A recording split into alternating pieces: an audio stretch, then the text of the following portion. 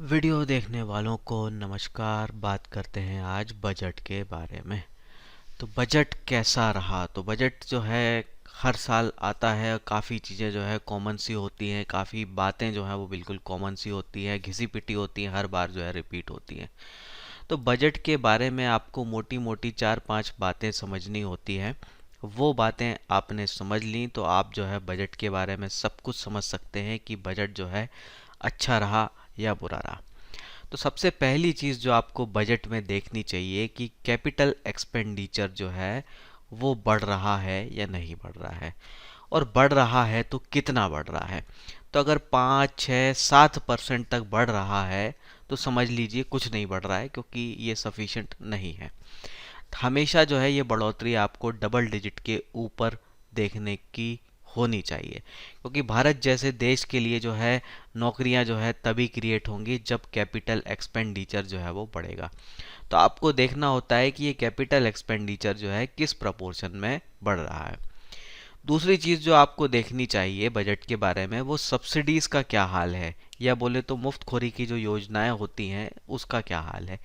तो ये जो इन्वेस्टमेंट होता है एक तरह का डेड इन्वेस्टमेंट होता है, कुछ रिटर्न जो है देश को इस पे मिलता नहीं है। तो यहाँ पे कटौती अगर हो रही है तो अच्छी बात हो जाती है। तो आपको इस बात पर नज़र रखनी चाहिए कि सब्सिडीज़ जो हैं वो कम हो रही हैं या बढ़ रही हैं। कम हो रही हैं तो ये अच्छी बात हो जाती है। कम हो रही मतलब कि पैसे की बर्बादी कम हो रही है, और ये बर्बादी कम होगी तो अच्छी जगह पैसा ज़्यादा लगाया जा सकता है। फिर आपको फिस्कल डेफिसिट के बारे में सोचना होता है। फिस्कल डेफिसिट यानी कि वित्तीय घाटा। तो सरकार अपनी आमदनी के मुकाबले कितना खर्च कर रही है वो हो जाता है फिस्कल डेफिसिट। तो आमदनी अगर सरकार की 100 रुपये है और अगर वो 105 रुपये खर्च कर रही है, मतलब कि 5 रुपये ज़्यादा खर्च कर रही है, तो ये क्या हो जाएगा? 5 रुपये का घाटे वाला बजट हो जाएगा, फिस्कल डेफिसिट वाला बजट हो जाएगा।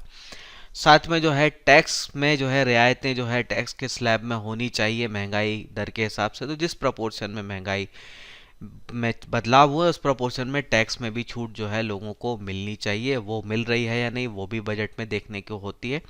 और भारत जैसा देश जहाँ पे पड़ोसी जो है चाइना पाकिस्तान जैसे हैं, तो डिफेंस में भी एक सफिशिएंट एलोकेशन जो है हमेशा होना चाहिए।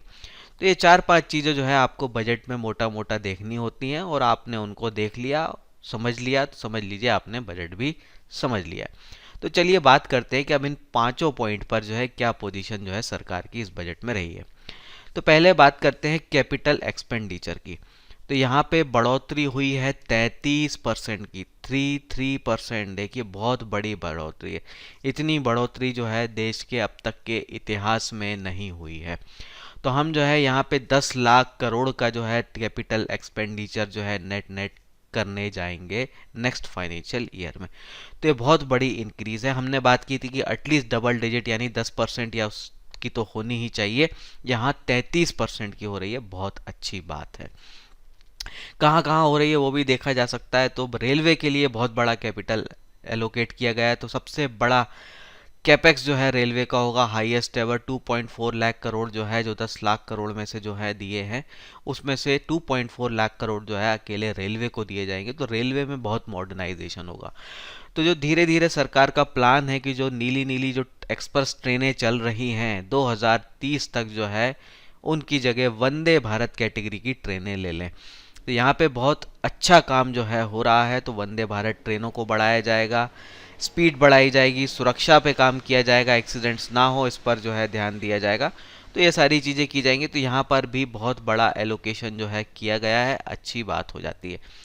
फिर बात करें पानी के बारे में, तो हम जो है एक वाटर स्ट्रेस्ड देश हैं, तो यहाँ पे पानी जो है बड़ी कीमती चीज़ हो जाती है। तो जल जीवन मिशन के फंड भी जो है वो बढ़ाए गए हैं। 27% से जो है जल शक्ति मंत्रालय का बजट बढ़ाया गया है, यानी कि पानी का बेहतर मैनेजमेंट हो सके, वाटर ट्रीटमेंट प्लांट और ज़्यादा लगाए जा सके, उस सब पे जो है काम होगा। उस पे में जो बजट में बढ़ोतरी की है वो 27% की है। और अगर हम डिफेंस की बात करें तो डिफेंस में जो बढ़ोतरी हुई है वो 13% की हुई है। अब ये 13% की बढ़ोतरी काफ़ी अच्छी हो जाती है अगर हम इस चीज़ को कंसिडर करें कि अब काफ़ी कुछ जो है हम खुद ही बनाने लगे हैं। तो जो बजट में इंक्रीज़ हो रही है, तो पहले अगर अगर हम किसी चीज़ को बाहर से खरीदते थे और उसी चीज़ को हम अपने यहाँ से अब खरीदेंगे, तो वहाँ पे हम जो है कम पैसे में भी बहुत कुछ ज़्यादा कर सकते हैं। तो ये 13% का बजट का जो एलोकेशन है ये भी यहाँ पर अच्छा हो जाता है। साथ में हेल्थ पर एक्सपेंडिचर जो है 2.71% जो है वो बढ़ाया गया है। अब ये 2.71% हमें लग सकता है कि ये कम है, जो है इन्फ्लेशन के अगेंस्ट अगर हम कंपेयर करें तो हमें कम लग सकता है, पर आपको ये भी देखना होगा कि पिछले 2 साल में बहुत बड़ी स्पेंडिंग जो है गवर्नमेंट की कोरोना के कारण हुई है। तो अगर उस चीज़ फैक्टर को हम कंसिडर करते हुए देखें तो ये 2.71% का फिगर जो है ज़्यादा बुरा नहीं है जितना देखने में लग सकता है। अब अगर हम बात करें, यहाँ तक हमने जो बात की कि इतना बढ़ गया, इधर बढ़ गया, उधर बढ़ गया, तो ये बढ़ गया तो बढ़ने के लिए पैसा कहाँ से आएगा? तो कहीं से तो कटौती करनी होगी ना, कहीं से तो मैनेज करना होगा। तो कहाँ किया है गवर्नमेंट ने? तो 28% की सब्सिडीज़ में कटौती सरकार ने की है। तो धीरे धीरे जो है डीजल से सब्सिडी हटा ली गई, गैस से हटा ली गई, रेलवे से जो है कम कर दी गई, और जो है यूरिया, फर्टिलाइज़र वगैरह इन सारी चीज़ों से भी कम कर दी जा रही है। आधार लिंकिंग करके जो बोगस लोग हैं वो सब जो है हटाए जा रहा है, उससे पैसा बचाया जा रहा है। तो नेट नेट जो है यहाँ पे इनका सब्सिडी को कट करने का जो टारगेट है वो 28% है। तो काफ़ी अच्छा फिगर मैं ये बोलूँगा कि यहाँ पे सरकार जो पैसे की बर्बादी वाली चीज़ें हैं वहाँ पर जो है काफ़ी कटौती सरकार कर रही है, ये भी अच्छी बात है। और ये कटौती हो रही है तो जो पैसा बच रहा है वो सही जगह बढ़ाया जा रहा है, वो आप देख सकते हैं। अब एक और अच्छी बात रही कि माइनॉरिटी मिनिस्ट्री का जो बजट है उसमें 38% की कटौती कर दी गई है। तो ये एक बहुत भारी कटौती है और ये बहुत अच्छा काम है। मुझे पूरे बजट में सबसे अच्छा काम जो है यही लगा। तो यहाँ जो जो मिनिस्ट्री है जिसको इतना पैसा मिलता है, इससे जो खर्चा होता है ना उससे उपद्रवी ही ज़्यादा पैदा होते हैं, इसलिए पैसे की बर्बादी है। तो यहाँ जो कटौती हो रही है बहुत बढ़िया हो रही है। फिर बात करते हैं फिस्कल डेफिसिट की, यानी घाटा कितना क्या रहेगा। तो इस बजट में जो सरकार का डेफिसिट का टारगेट है वो 5.9% है, यानी कि सरकार अपनी आय से 5.9% जो है ज़्यादा खर्चा करेगी। अब सरकार जब भी ज़्यादा खर्च करती है तो कैसे करती है? वो कर्ज लेके करती है, बॉन्ड जारी करेगी, एक्स्ट्रा पैसा पब्लिक से लेगी और वो पैसा खर्च करेगी। तो 5.9% की एक्स्ट्रा स्पेंडिंग होगी। अब ये पिछले साल के मुकाबले कम है। तो पिछले साल जो है 6.4% थी।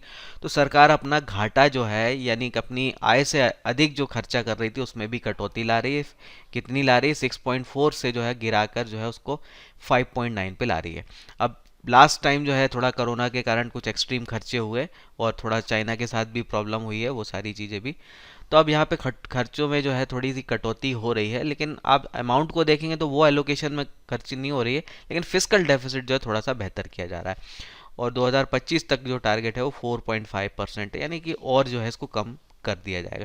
तो ये एक ऐसी चीज़ है, अगर यहाँ पे आपको बहुत बड़ा नंबर दिख रहा है तो आपका रुपया कमज़ोर हो जाता है, करेंसी कमज़ोर हो जाती है। अगर सरकार जो है अपनी आमदनी से ज़्यादा खर्चा कर रही हो, इसको भी जो है यहाँ पे कम किया जाएगा। लास्ट में अगर हम बात करें इनकम टैक्स की, तो हमने बात की कि महंगाई के प्रपोर्शन में जो है टैक्स की छूट हो जानी चाहिए। तो यहाँ महंगाई के प्रपोर्शन से ज़्यादा जो है सीधी सीधी हो जाती है। तो 7 लाख तक का जो है यहाँ पे कोई टैक्स नहीं होगा, इसमें 50,000 रुपये का स्टैंडर्ड डिडक्शन भी है। तो 7.5 लाख तक जो है आपका कुछ नहीं होगा, सब कुछ टैक्स फ्री होगा। हालांकि पिछला स्लैब भी चल रहा है, अगर आप 80C वगैरह का उपयोग करना चाहते हैं तो वो भी कर सकते हैं, पर अब सरकार ये मान के चल रही है कि देश की जनता पढ़ लिख चुकी है, थोड़ी जागरूक हो चुकी है, तो इंश्योरेंस का महत्व वो समझ चुकी होगी।